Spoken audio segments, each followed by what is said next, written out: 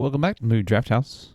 I'm yours, Mark, with another 5-minute review. In today's review, we're going to be talking about the recently released on streaming remake, Mean Girls from 2024. It is now available to stream on Paramount Plus for no additional cost. And it is written, it's written once again by Tina Fey and Rosalind Wiseman. And so,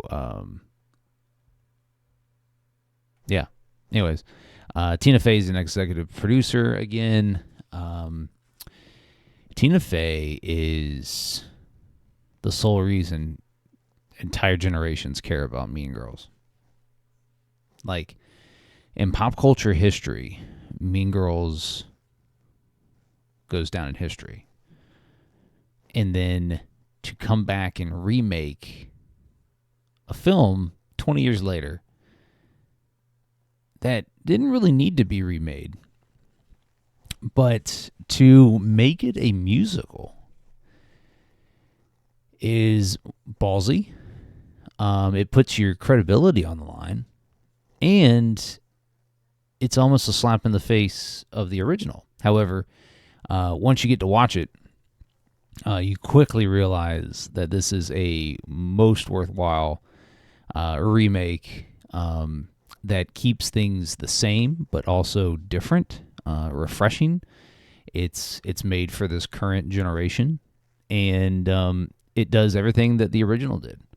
And so it stars Andrea Rice, who is a relatively unknown Australian actress, as Katie Heron. Renee Rapp is Regina George. Who else? I'm going to pronounce this name. I'm going to butcher it. But Oli Carvalho as Janice. Jokel Spivey as Damien.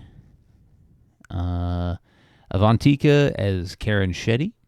And B.B. Wood as Gretchen Wieners. Also stars Jenna Fisher as Katie's mom. Christopher Briney as Aaron Samuels. Boosie Phillips as Mrs. George. And Tina Fey as Miss Norbury. Lindsay Lohan makes an appearance. She has a cameo here. Tim Meadows is back as Mr. Duval. John Hamm is Coach Carr, and that's about it. I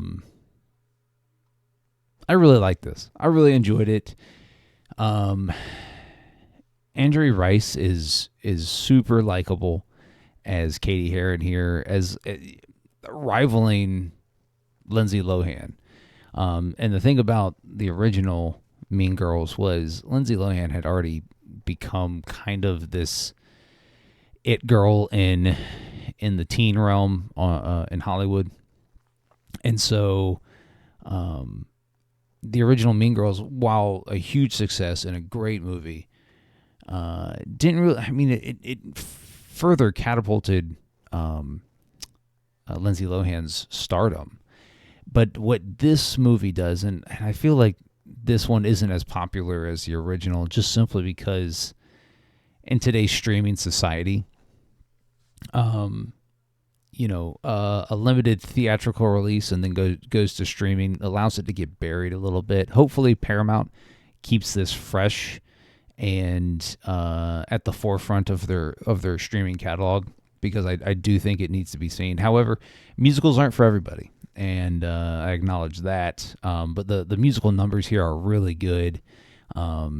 The people that are singing the musical numbers are really good. Tina Fey even makes kind of fun of herself as she tries to sing but then stops. Really good. I highly recommend it. It's a fresh coming of age story of a remake. So you don't get that every day. And Jenna Fisher, man, still does it. Still doing it. But anyways, hit the subscribe button when it pops up so you don't miss any future content here on the podcast.